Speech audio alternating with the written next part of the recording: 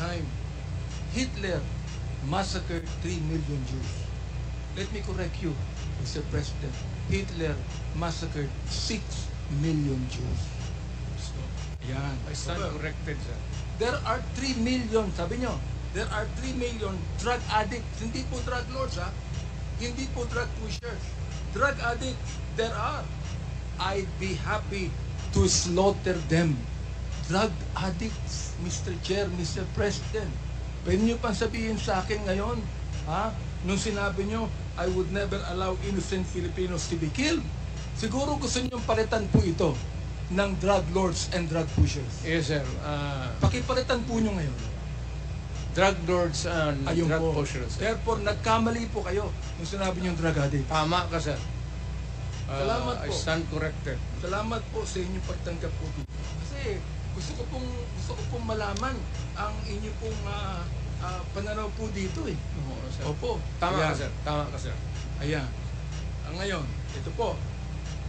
During the Senate hearing, last 28 October 2024, inadmit nyo rin po giving orders to kill criminals. Ito po ang sabi nyo, I can make the confession now if you want. Talagang niyayari ko. Pero wag naman yung mga pulis, kawawa naman sir. Meron akong death squad pero hindi ang mga pulis. Sila din yung mga gangster. Yung isang gangster uutusan ko. Patayin mo yan. Pag hindi mo patayin yan, patayin kita ngayon. Ngayon, ito po ang tanong.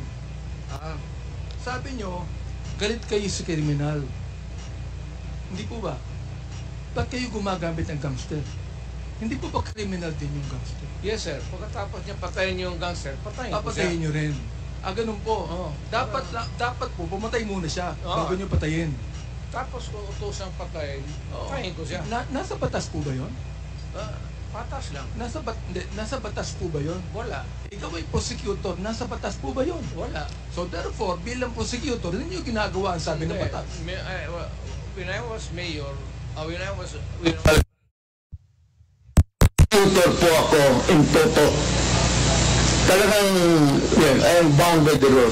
Yes. When I was mayor, I was trying to maintain law and order. But Mr. Chair, Mr. President, when you became mayor, you are no longer a prosecutor. You are now a public official, Mr. President. And therefore, you must uphold the law of the land. Because we do not have a personal policy here.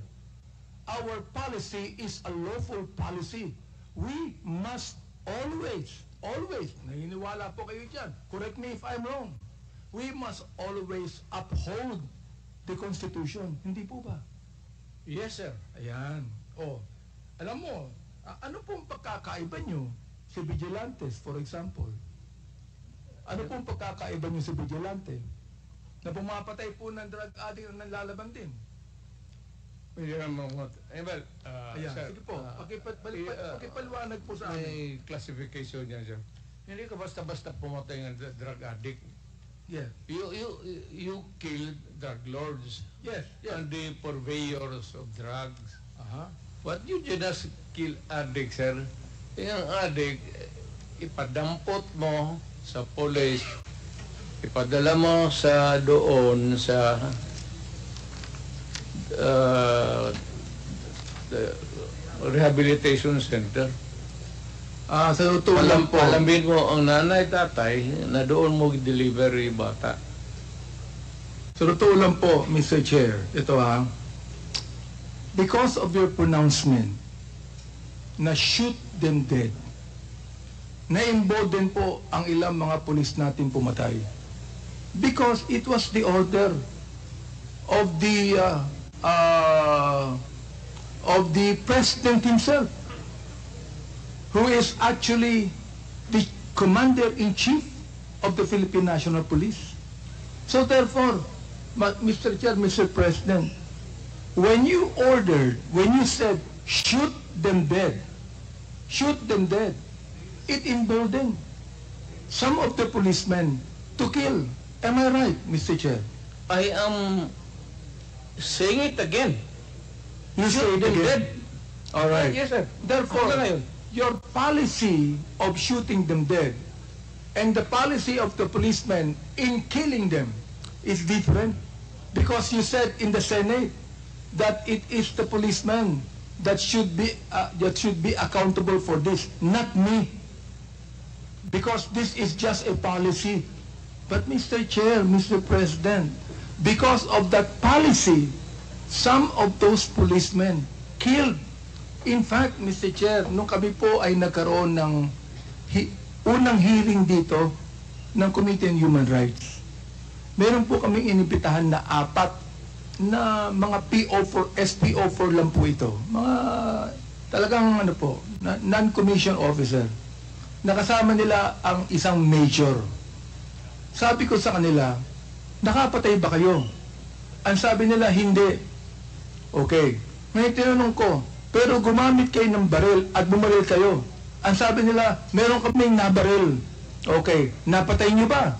Hindi po namin sigurado sapagkat marami kaming binaril. Marami kaming nabaril. Ito po yung tanong ko ngayon. Sabi ko, bakit niyo ginawa yan? Anong sabi nila? Ito po ang order sa itaas. Yun po ang sabi. Now, of course, you do not even know that, Mr. Chair, Mr. President. Ito po ang order sa itaas. Tama po ba ang ginawa ng 4 na pulis na yan sa kayo, Pagka lumaban? Hindi po lumaban eh. Hindi. In fact, yung isa buhay po, hindi lang maipitahan dito, ayaw pong pumunta eh. Hindi po tama.